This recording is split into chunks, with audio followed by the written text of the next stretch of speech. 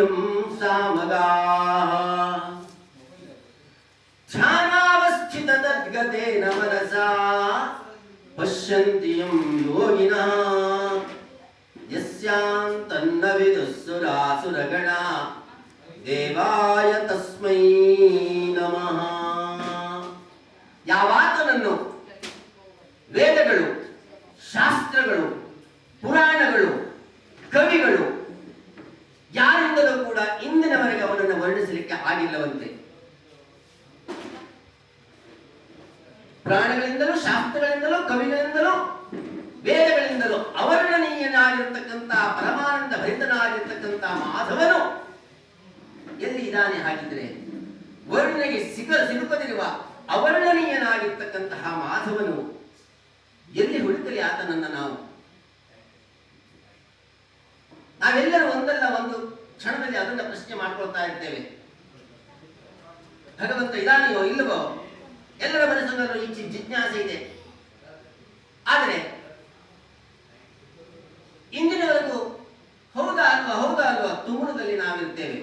ಆದರೆ ಇದು ಹೇಗೆ ಹೌದು ಹೇಳುವುದಕ್ಕೆ ಏನು ಸಾಕ್ಷಿ ಪಟ್ರೆ ಅಂತ ಕೇಳಿದ್ರೆ ನಾನು ಏನು ಹೇಳಬೇಕು ಅಂತ ಕೇಳಿದರೆ, ನಮ್ಮ ಹತ್ರ ಆಗಿರ್ತಕ್ಕಂಥ ಒಂದು ಉದಾಹರಣೆಯನ್ನು ಕೊಟ್ಟು ಈ ಕಥೆಯನ್ನು ಮುಂದುವರಿಸ್ತೇವೆ.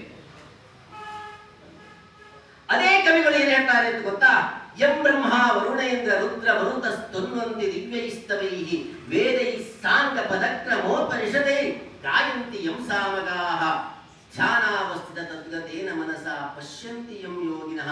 ಆಗಾದವನು ಸಿಕ್ಕಿದ್ದಾರೆ. ಈಗ ಎಲ್ಲಿ ಸಿಕ್ಕಿದ ಅಂತ ಕೇಳಿದರೆ, ಋಷಿಗಳ ಹೃದಯದಲ್ಲಿ ಮನೆ ಮಾಡಿದನಂತೆ. ಆ ಋಷಿಗಳ ಹೃದಯದಲ್ಲಿ ಮನೆ ಮಾಡಿರುವುದಕ್ಕೆ ನನಗೆ ಗೋಚರ ಆಗಿಲ್ಲ ಅವನು. ಹಾಗಿದ್ರೆ ಹೇಗೆ ಅದನ್ನು ತಿಳಿದುಕೊಳ್ಳುವುದು? ನಾವು ಋಷಿಗಳಾಗಬೇಕು. ನಮ್ಮ ದೃಷ್ಟಿಯನ್ನು ಸರಿಯಾಗಿಟ್ಟು, ಭಗವಂತ ಈ ಸೃಷ್ಟಿಯನ್ನು ಸರಿಯಾಗಿ ಸೃಷ್ಟಿ ಮಾಡಿದ್ದಾನೆ.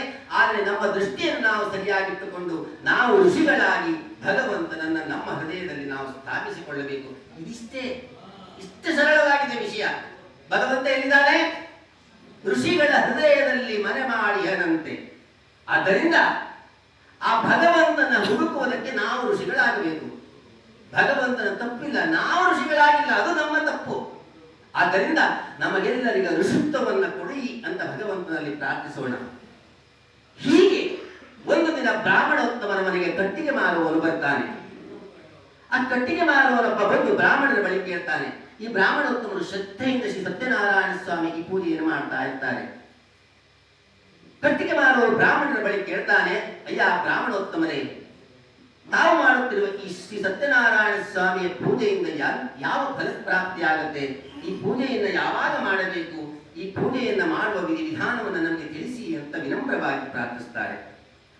ಬ್ರಾಹ್ಮಣೋತ್ತಮರು ಕೂಡ ಅತ್ಯಂತ ಸಂತೋಷದಿಂದ ಕಟ್ಟಿಗೆ ಮಾರುವವನಿಗೆ ಹೇಳ್ತಾರೆ, ಇದು ಶ್ರೀ ಸತ್ಯನಾರಾಯಣ ಸ್ವಾಮಿಯ ವ್ರತ.